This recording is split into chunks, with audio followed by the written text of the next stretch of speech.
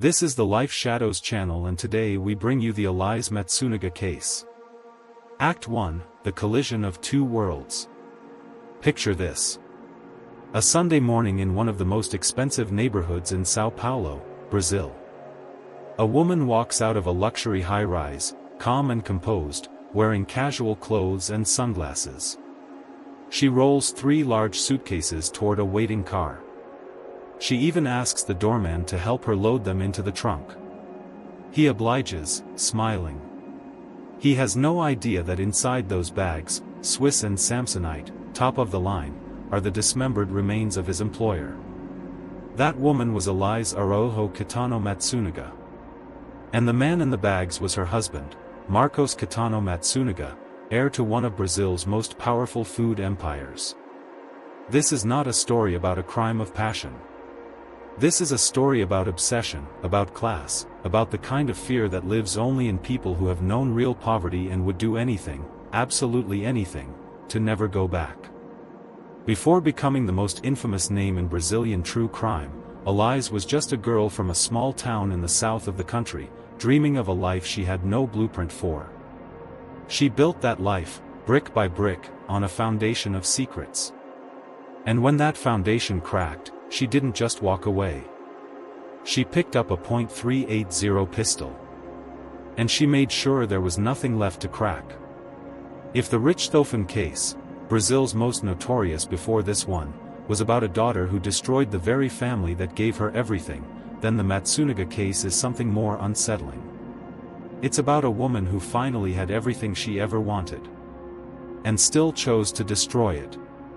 To understand Elize, you have to understand where she came from. Chopinzinho is a small municipality in the state of Paraná, in southern Brazil. It's the kind of place where everyone knows everyone, where opportunities are measured not in abundance but in absence. Elize grew up there in a modest household, the kind of environment that teaches you early on that comfort is not guaranteed, that security is fragile, and that the gap between having something and losing everything is much narrower than the privileged ever realize. She was smart. Ambitious. She trained as a nursing technician, a demanding profession that requires not just theoretical knowledge, but an ability to remain calm in the face of trauma. To look at a body, broken, bleeding, frightened, and not flinch. To assess damage with clinical detachment. To know exactly how the human anatomy holds itself together, and how it can fall apart. Those skills would come back with a vengeance years later. Seeking a life bigger than Chopinzinho could offer, Elize packed her bags and moved to São Paulo, Brazil's megalopolis, a city of 22 million people and an appetite that swallows dreams whole. The cost of living was brutal. The pace was punishing. She was alone, young, and without a safety net. And so, like thousands of people in cities far too expensive for the working class, Elize made a calculated decision. She entered the world of high-end escorting. She created a persona, Kelly, and registered herself on M_class, an exclusive platform connecting wealthy clients with carefully vetted companions.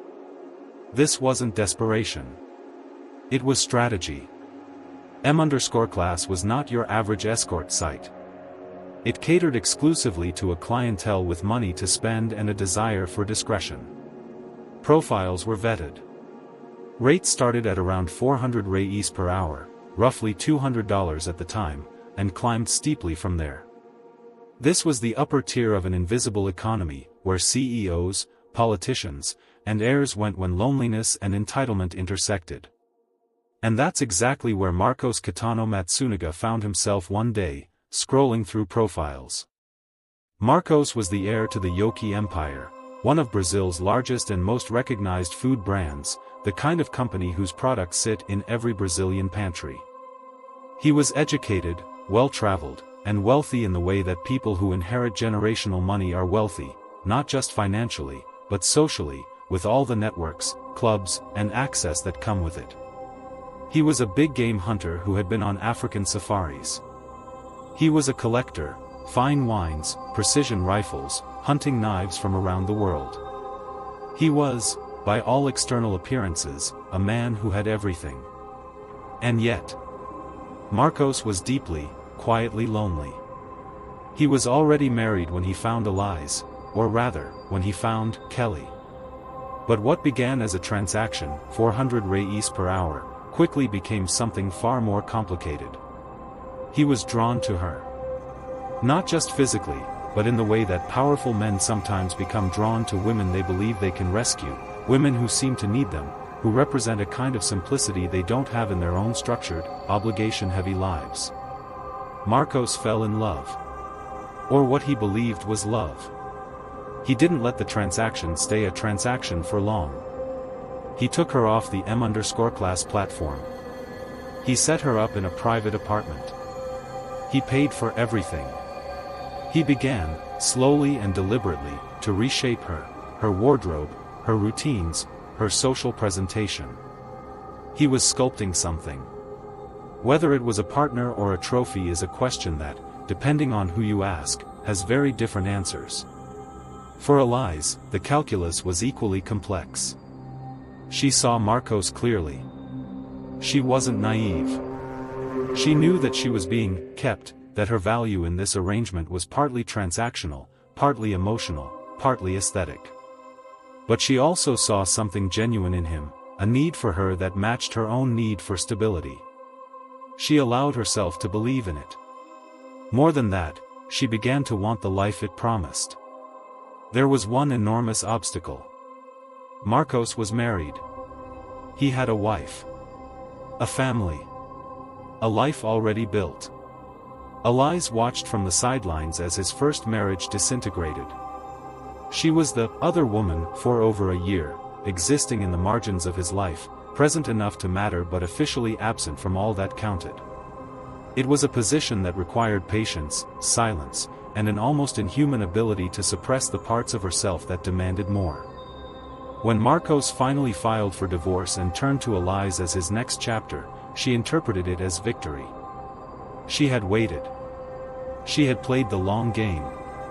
And now she was being offered the prize, the last name, the penthouse, the life. She became Elize Matsunaga. She sat down at the table of kings. But in São Paulo's high society, a world governed by bloodlines, family names, and generational wealth, origin stories don't disappear just because someone gets married. They wait. They are whispered at dinner parties. They are typed in anonymous comments sections. They are remembered, above all, by the families who never wanted you there in the first place. The Matsunaga family remembered. And they never let her forget. Act 2, The Glass Cinderella. From the outside, the Matsunaga marriage looked like the ultimate fairy tale. They lived in a 6,000 square foot penthouse in Vila Leopoldina, one of São Paulo's most upscale neighborhoods. The apartment was the kind of home that appears in architectural magazines: high ceilings, designer furniture, a panoramic view of a city that had once felt impossibly out of reach for a girl from Chopinzinho. Elize had diamonds. She had access to wines that cost more than monthly salaries. She vacationed in the Maldives. Her wardrobe was stocked with labels that most Brazilians only encounter in glossy ads. By every material measure, she had made it. But luxury, she discovered, comes with a temperature. And inside those walls, it was cold. Marcos's family, particularly the women, the wives and sisters and mothers who formed the social infrastructure of families like his, never accepted Elize. To them, she was categorically, permanently, the ex-escort who pulled the gold-digger play. It didn't matter how she dressed, how she spoke, how she hosted dinners or attended charity events. The judgment was already written. She was an outsider who had leveraged her body to infiltrate a world she didn't belong to. This contempt, never stated outright, always communicated through silences and slights and the particular way people looked through rather than at someone, had a corrosive effect on Elize. She developed a compulsive need to prove her worth. To be more impeccable, more poised, more present than anyone in the room. And alongside that desperate need, a fear grew, quiet at first, then louder over time, that it would all be taken away.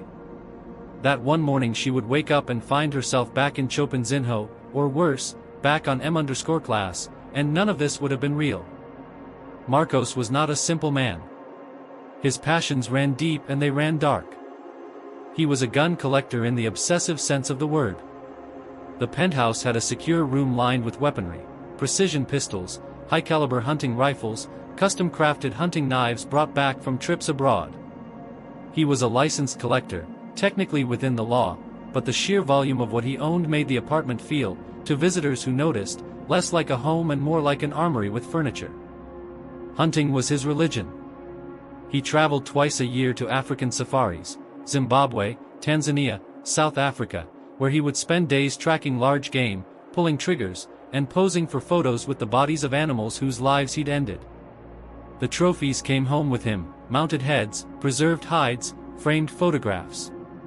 They decorated the apartment alongside the art and the wine collection. Death as decoration. Marcos thought of himself as a predator. Not metaphorically, he genuinely identified with the archetype of the hunter, the one who pursues, who dominates, who decides the fate of things weaker or less vigilant than himself. What Elize started to perceive, as the months of marriage turned into years, was that this worldview didn't stop at the wildlife reserve. Inside the marriage, Marcos was still the hunter. She was the prize he had captured, the beautiful, wild thing he had removed from its natural environment, brought home, and domesticated. He had saved her in his mind. Which meant she owed him something. And it meant he reserved the right to let her go. In 2011, Elize gave birth to their daughter. For a moment, a brief, shining moment, it seemed like the arrival of a child might stabilize the marriage, give it gravity, give both of them a reason to stop circling each other with suspicion. It did the opposite. The birth triggered Elize's deepest, most foundational fear. She knew Marcos's history. She was living proof of it. He had left a wife and a child, his first daughter from his previous marriage, to be with her. She had watched him do it. She had, in a sense, benefited from it. And now that she was the wife, the mother of his second child, the awful clarity of the pattern hit her. What would stop him from doing it again? She had watched him abandon one family. Why would she be any different? The paranoia took root quickly. And Marcos, whether deliberately or simply through indifference, fed it. He started coming home late without explanation. He became evasive when she asked direct questions. He turned cold, not violently, not explosively, but in the way that a person turns cold when they have already emotionally moved on and simply haven't said so yet. He began criticizing her, the way she spoke, the way she dressed for his family's events, the way she mothered. Small cuts. Consistent cuts. Cinderella began to feel the glass slipper tightening on her foot. And she began to understand, in the wordless way that people in troubled marriages always eventually understand, that the prince was already somewhere else in his mind, already scanning the horizon for a replacement. There is a detail in this story that, in retrospect, reads like the cruelest kind of irony. And it needs to be stated clearly. Marcos taught Elize to shoot. He took her to the firing range.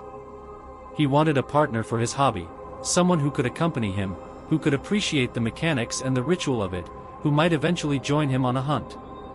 So he taught her how to hold the weapon, how to control her breathing, how to account for distance and angle and the particular physics of a bullet in motion.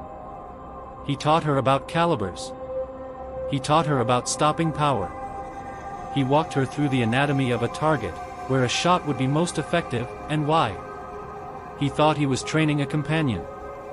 He was training his own executioner. Act 3, The Point of No Return. By early 2012, Elize had moved past suspicion. She knew. She could feel it in the texture of the lie, in the slightly too smooth explanations, the phone he now kept face down, the trips that didn't quite add up. She knew. But knowing and proving are different things, and Elize understood that confronting Marcos without evidence would be worse than useless. He would deny it. He would turn it back on her. And with no proof and no prenuptial protection, she would be the hysterical ex-escort making baseless accusations, easily dismissed, easily replaced. She needed leverage. Using the kind of cold-eyed, practical intelligence that had kept her alive in far harder circumstances, she hired a private investigator. While Marcos traveled to the state of Parana, allegedly for business meetings, the detective followed him in São Paulo. Watched who he called. Tracked where he went after hours. Photographed what he was doing and with whom.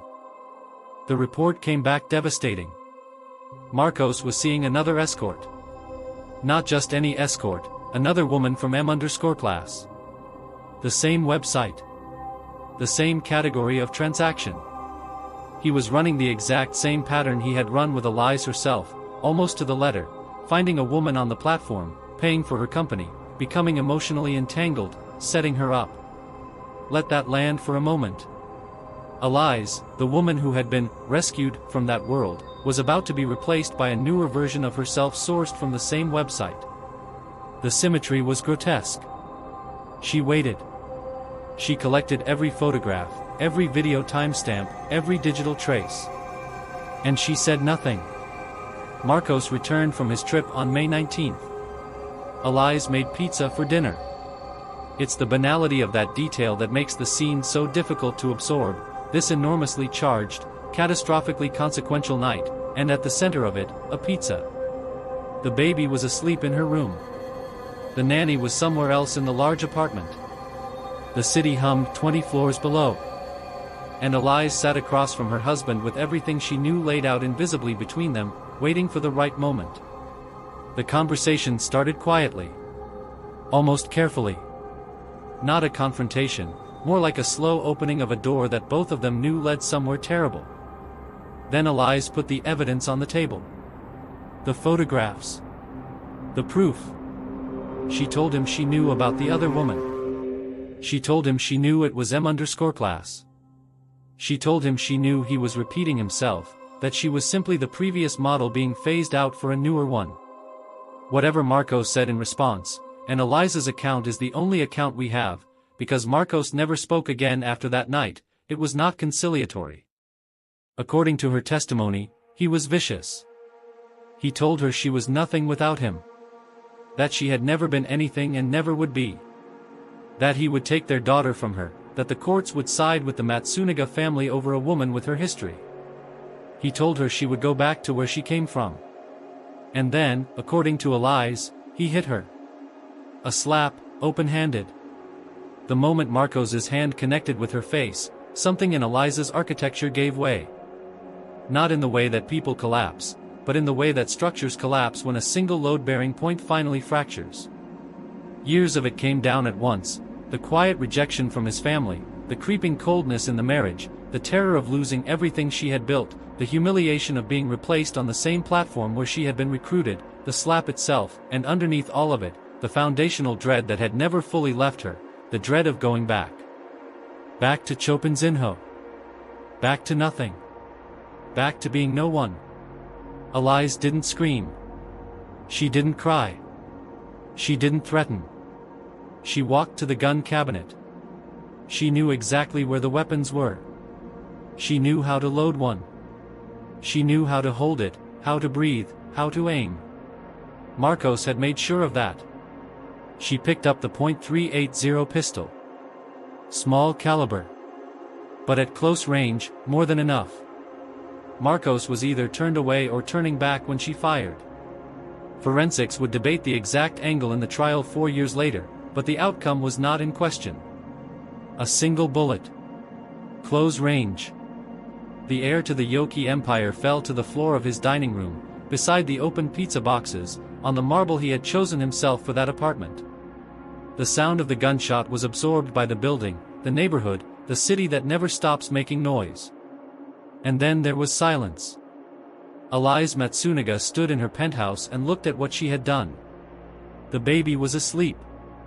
The nanny hadn't heard. The city didn't know. The horror, the true, world-stopping horror that would eventually paralyze Brazil, had not yet begun. But it was about to. Act 4, 19 hours of horror.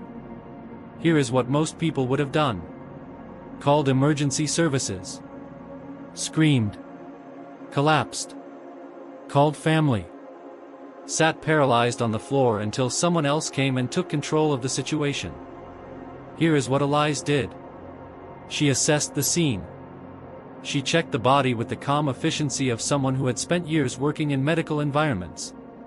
She verified what she already knew: the shot had been fatal, the damage was non-survivable, there was no decision to be made about calling an ambulance. Marcos was dead. Then she started thinking. She dragged the body to the guest room. Not with frenzy, with deliberation. The baby was in the next room, 11 months old and mercifully unaware. The nanny was still in the apartment, presumably in her quarters for the night. Elize needed time, and she understood that time, in this situation, had to be manufactured. She was not going to call the police. She was not going to confess. She was going to think her way out. For the next 10 hours, Elize Matsunaga lived in a penthouse with her husband's body in the guest room. She slept. She fed the baby in the morning, changed her, held her, did all the things a mother does at dawn with a child who doesn't yet understand the world. She waited for the nanny to finish her shift and leave. She acted, by all observable accounts, like a woman with nothing to hide and nowhere to be. Only when the last other person left the building did the real plan begin. Elize moved Marcos's body to the master bathroom. What followed was not, and this is crucial to understanding who Elize Matsunaga is, an act of panic or rage. It was not frenzied or disorganized or emotionally driven. It was a procedure. A clinical, methodical, anatomically informed procedure. She used a hunting knife from Marcos's own collection. 30 centimeters long, precision crafted, designed for exactly this kind of work, though not this particular application of it. She disarticulated the body at the joints, the shoulders, the hips, the neck. She did not hack. She did not slash. She cut with knowledge, understanding which joints to target, how to navigate cartilage, where to apply pressure to minimize splatter. Her nursing training didn't just give her a strong stomach, it gave her a map. She knew the body. She knew how it was assembled. She knew how to take it apart. Each section was wrapped in plastic and placed inside triple-layered, heavy-duty garbage bags. The cleanup was equally methodical. Bleach, cleaning solvents, scrubbing. She worked the bathroom and the living room with the kind of thoroughness that only someone thinking clearly and strategically could sustain. What she didn't account for, what no amount of scrubbing can fully account for, is that blood infiltrates. It seeps under hardwood tiles. It settles into the grout lines of marble. The surface can look immaculate. The evidence remains. By the time it was done, 19 hours had passed since the gunshot. Marcos Kitano Matsunaga had been reduced to 7 parts, distributed across 3 luxury suitcases. Swiss and Samsonite. Top of the line, appropriate for a man of his status. On the surface, literally and figuratively, the penthouse of Villa Leopoldina looked exactly as it always had. Act 5, The Disappearance. Sunday morning. The security cameras in the building's elevator captured the footage that would eventually become iconic in Brazilian media. Elize Matsunaga, dressed simply, calm-faced, maneuvering 3 large suitcases through the lobby. She paused at the front desk. She asked the doorman, the man whose wages were paid by Marcos Matsunaga, whose employer she had just finished disassembling and packing, to help her carry the bags to her car. He did. He had no reason not to. She thanked him politely. She loaded the suitcases into the trunk and drove west, toward the district of Coxa on the outskirts of Greater São Paulo. She was looking for cover. Dense secondary forest, unpaved roads, areas where the chance of discovery was low and the chance of decomposition was high. She believed, as many killers believe in the immediate aftermath of the crime, that she had a plan. That she had controlled the variables. That the chaos had been contained. She drove slowly down dirt roads on the edge of the forest and stopped at intervals. At each stop, she got out and threw a bag into the undergrowth. The head at one point. The arms at another. The torso further along. She scattered the parts over several kilometers, reasoning that distance and time would make reassembly and identification impossible. What she did not anticipate was a man walking his dog on a Sunday afternoon. Back at the penthouse, Elize moved to phase 2 of her plan, which she had apparently been constructing in her mind even while she was still cleaning the bathroom tiles. She opened Marcos's email account. She knew his password, as couples in long marriages often do, and began composing messages in his voice. She wrote to his family. She wrote to the legal team at Yoki. The narrative she constructed was of a man who had, impulsively and selfishly, decided to abandon everything: his marriage, his daughter, his corporate responsibilities. He had run away with a mistress. He was irresponsible, erratic, having some kind of crisis. Don't try to contact him. He needed space. He would be in touch when he was ready. It was, in its way, a brilliant piece of social engineering. She knew the Matsunaga family already had complicated feelings about the marriage. She knew they would find the narrative of Marcos being reckless and irresponsible plausible. She activated their existing contempt for him and redirected it away from herself. Then she became the abandoned wife. She answered phone calls from his mother, the woman who had always treated her with barely concealed disdain, and she cried on the phone. She talked about how devastating this was. How she couldn't believe he had done this. How she was trying to stay strong for their daughter. She performed grief and betrayal with such conviction that the people around her believed it. For days, the lie held. But Elize's plan had a critical vulnerability she hadn't fully accounted for: other people. A resident of Kosha was walking in the area where she had disposed of the remains when he noticed something wrong with a garbage bag half concealed in the brush. The smell. The weight. The shape. He opened it. Inside was a human hand. The police were called. Within days, forensic teams were working the area. More bags were found. More parts. The fingerprints on the hand, preserved with remarkable clarity inside the sealed plastic bag, were run through the system. They matched. The missing billionaire, Marcos Kitano Matsunaga, had been found.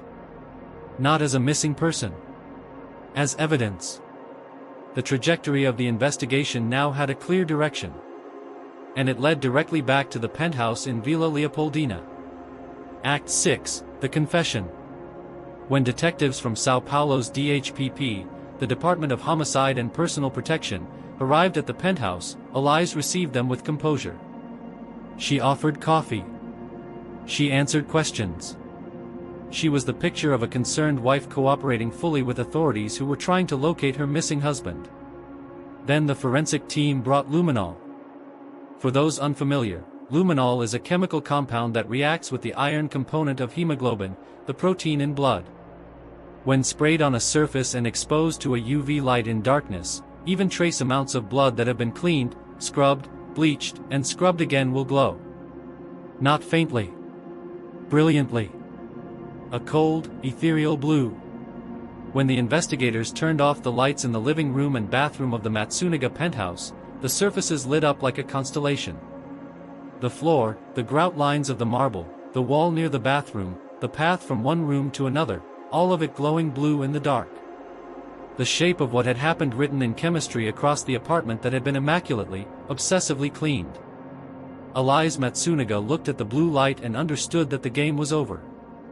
The interrogation that followed was, by all accounts, a study in contradictions. For a time, Elize maintained the performance. She deflected. She pushed back. She held the line. But the security camera footage was unambiguous. The Luminol results were unambiguous. The fingerprint match was unambiguous. The evidence didn't require her confession, it was already telling its own complete story. Eventually, she confessed. But what she gave police was not a plea for understanding. It was not a breakdown. It was a carefully constructed justification, delivered with the control of someone who had already decided how she wanted this chapter of the story to read. She claimed self-defense. She said Marcos had been violent, that she lived in fear, that the night of May 19th had not been a planned act but an explosion of terror from a woman who had been pushed to the wall. She said the dismemberment, the 19 hours, the hunting knife, the triple-bagged body parts scattered across Kosha, was not calculation. It was panic. It was the act of a terrified mother who didn't know what she was doing, who couldn't think clearly, who only knew she had to protect herself and her child. She tried, in other words, to reframe the entire narrative. Not predator. Prey. Not cold and calculating. Desperate and afraid. Whether that reframing was true, partially true, or entirely constructed is something only Elize knows. What the prosecution would spend the next 4 years arguing is that the evidence told a very different story. Act 7, The Verdict, Tremembe, and the Real Punishment. December 2016. 4.5 years after the night of the pizza and the .380 pistol, Elize Matsunaga walked into the courtroom of the Barra Funda Criminal Forum in São Paulo. The scene outside was extraordinary. Journalists with cameras and tripods. Law students who had made it their thesis. True crime enthusiasts who had followed every detail of the case. Protesters on both sides, some who believed Elize was a victim of the patriarchal brutality embedded in transactional relationships, others who believed she was a calculating murderer who deserved no sympathy. Inside, the woman who entered the defendant's dock was almost unrecognizable from the glamorous figure in the tabloid photos from the years before. The designer wardrobe was gone. The jewelry was gone. She was tired looking. Smaller somehow. Her eyes stayed low. The trial proceeded as a collision between two irreconcilable versions of the same story. The defense team's strategy was to recontextualize everything. They presented Elize not as a predator but as a product of circumstances, a woman who had grown up with nothing, who had been forced into survival choices that left her vulnerable to exploitation, who had finally found stability, only to have it threatened by the very man who had rescued her. They leaned heavily into the domestic violence framing. They presented evidence, or argued its plausibility, that Marcos had been physically and psychologically abusive. That the slap on the night of May 19th was not an isolated incident but the visible tip of a pattern. That Elize, in that moment, genuinely believed her life was in danger. That she genuinely believed she would lose her daughter. That the shot was not premeditated homicide but an instinctive act of survival from a woman who had spent years being worn down. As for the dismemberment, the defense called it a panic response. An extreme psychological break from a woman who had just experienced a traumatic event and who could not process what to do. They argued that the clinical precision of the act should not be read as coldness, but as the automation of a person in shock, the muscle memory of a nurse's training taking over in a moment when rational decision-making had completely collapsed. It was a coherent argument. It was also a very hard sell. Prosecutor José Carlos Cosenzo approached the case methodically and without mercy. He walked the jury through the timeline and drew attention to the details that the defense narrative could not comfortably absorb. Elize had hired a private investigator, not on impulse, but deliberately, over days, building a dossier. She had intercepted Marcos's emails. She had gathered evidence systematically before the confrontation. This is not the behavior of a woman acting on fear. This is the behavior of a woman building leverage. The night itself, the baby was asleep. The nanny was present. And yet Elize chose this specific evening, when she had Marcos alone and the domestic situation was controllable, to confront him with the evidence. Not a spontaneous outburst. A chosen moment. The gun, Elize knew exactly where the cabinet was. She knew exactly which weapon to take. She loaded it and fired it accurately from close range. She had been trained to do exactly this. There was no fumbling, no accident, no misfired panic. One shot. One fatal shot. And then, the piece of evidence that the prosecution returned to again and again, the trash bags. Prosecutors presented evidence that Elize had purchased heavy-duty, reinforced garbage bags in the days before May 19th. Not after. Before. If the dismemberment was a panic response, why were the bags already in the apartment? Cosenzo painted Elize as a woman who had decided, before the confrontation, that if Marcos rejected her, if he confirmed her worst fears, she would not leave. She would make the problem disappear. Permanently. The jury deliberated. When they returned, the decision was clear. Elize Matsunaga was found guilty of qualified homicide, meaning the crime was committed with malice aforethought, and concealment of a body. the sentence handed down was 19 years and 11 months in prison. But the punishments did not end in the criminal court. In the civil proceedings that followed, the Matsunaga family pursued Elize with the full force of their legal resources. And they achieved something that, for Elize, may have been the cruelest blow of all: she was declared judicially unworthy. Under Brazilian law, a person convicted of murdering an heir loses all rights to inheritance from the victim. The court stripped her of every claim to the Yoki fortune, the billions, the properties, the assets she had risked everything to protect. The glass castle didn't just shatter. It was swept away entirely. The escort from Chopin-Zinho, who had become a billionaire's wife, sat in a prison cell with nothing. The facility Elize was transferred to was Brazil's Penitenciaria Feminina de Tremembe, a women's prison so densely populated with high-profile convicted criminals that journalists nicknamed it the Prison of Stars. It is here that this story takes on an almost surreal dimension. In Tremembe, the major cases we cover on this channel did not simply intersect, they physically overlapped. Elize Matsunaga walked the same yard as Suzanne von Richthofen, the young woman convicted of orchestrating her parents' murders with a hammer. She also crossed paths with Anna Carolina Jatoba, convicted in the 2008 case of Isabella Nardoni, the 4-year-old thrown from a window. And then there is the matter of Sandro. Those who followed our episode on Suzanne von Richthofen will remember Sandro, the fellow inmate Suzanne eventually married in a prison ceremony that shocked Brazil. But here is the detail the tabloids loved: before Sandro became attached to Suzanne, she had been in a relationship with Elize Matsunaga. The woman who dismembered the Yoki heir and the woman who arranged her parents' murders were, for a period, linked romantically through the same person, a woman they both loved, or something like it, in the confines of the same institution. A web of relationships born and sustained in the very epicenter of darkness. Elize can tell her story in many ways. She has done so, in interviews, in the Netflix documentary, and depending on the day and the framing, she presents herself as victim, as pragmatist, as a woman who lost control of a situation that was already destroying her. But when she speaks about her daughter, something shifts. The child was 11 months old when Marcos died. Far too young to understand anything. Old enough to need a mother. The courts had no difficulty deciding what to do with her. She was placed in the custody of Marcos's parents, the Matsunaga family, the people who had spent the entirety of Eliza's marriage making clear that she was not one of them. There is a particular cruelty in this outcome. The daughter grew up in the household of the grandmother who had always looked through Elize rather than at her. She was given a new name, her identity deliberately scrubbed of the Matsunaga connection, and certainly of any connection to the woman who had killed her father.